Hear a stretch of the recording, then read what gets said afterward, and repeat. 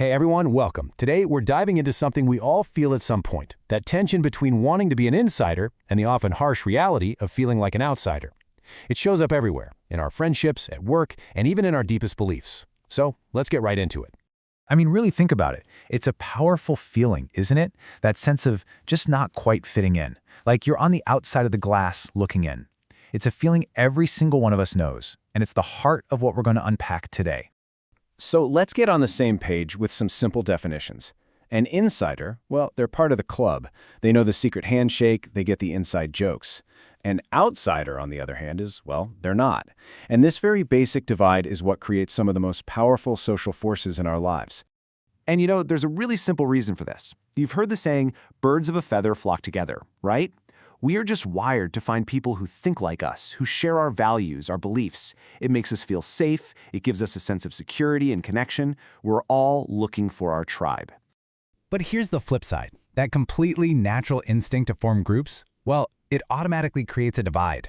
For every in-group, there has to be an out-group. So for this first part, let's really dig into the social consequences of this dynamic. Being the outsider is almost always tough. It doesn't matter if we choose it for ourselves or if it's forced on us. It usually leads to this deep feeling of being alone, of being alienated. And if you're the one who decides to reject the group's rules, you risk getting labeled as, well, strange. But here's a thought.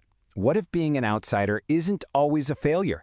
What if, sometimes, it's a deliberate choice, a choice that comes from a place of deep personal integrity? Let's explore that idea for a minute. To really get a feel for this, the source material highlights a fantastic story from a book called Ethical Ambition by Derek Bell. It perfectly shows what it means to choose the path of the outsider for the right reasons. So picture this. A guy finds his absolute calling, his life's purpose, working at a shelter for abused women. But then, new leadership comes in and starts changing things, putting in policies that he feels are not just dishonest, but are actually hurting the very people he's trying to help. He speaks up, but they just brush him off. So he makes a gut-wrenching decision. He resigns. He chooses to become an outsider. And here's the amazing part. Yeah, things were tough for a while, but eventually he found a job at an even better shelter. And as Derek Bell puts it, it was through that incredibly hard ethical choice that he found a life that he considered more successful, not by the world's standards, but by his own.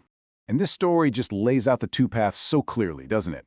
You have the worldly insider, who plays the game and conforms to get ahead.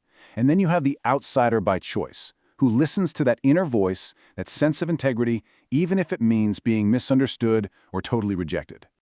Okay, so let's take this whole idea one step deeper. Because this tension, this insider versus outsider thing, it isn't just about our jobs or social circles. It has a huge spiritual side to it, especially in the world we live in today.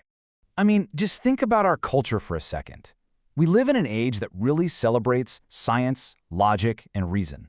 And in that kind of environment, talking openly about faith it can feel a little weird.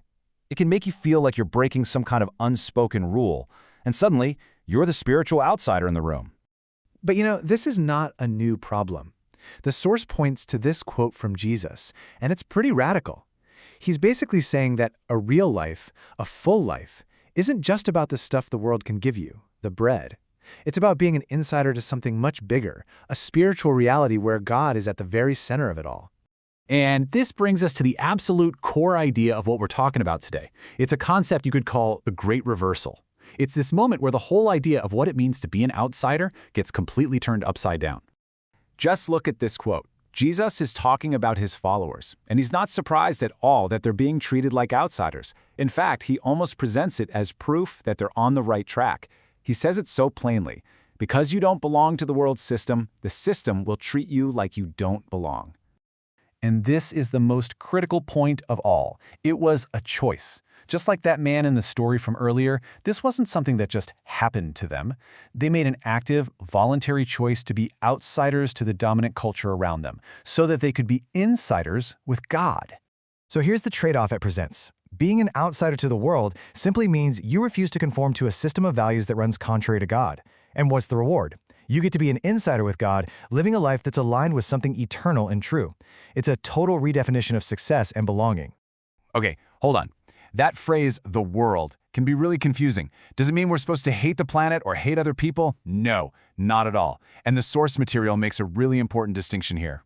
See, the Bible uses the word world in a couple of different ways. First, it refers to the physical creation, the planet, nature, humanity, which God loves and calls us to take care of.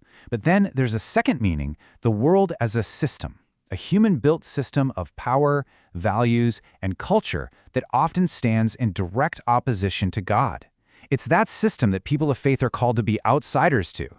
So, all of this brings us to the final and maybe most important question. What do we do with this? How does this idea actually look in our day-to-day lives? It all comes down to this choice of how to live in the world without being of the world. And let's be crystal clear about something. This idea of being an outsider to the world is not, I repeat, not a call to go become a hermit. It's not about withdrawing from society and hiding away in a compound somewhere. That's a total misreading of the whole thing. In fact, it's a call to do the exact opposite. It's a call to be fully present, fully engaged in the world, to participate in culture, to be part of society, but to do it differently. To live in a way that reflects a different set of values, and in doing so, to be a force for positive change.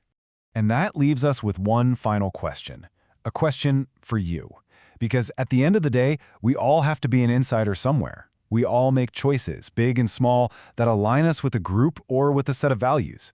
The only real question is, when it all comes down to it, where do you choose to belong?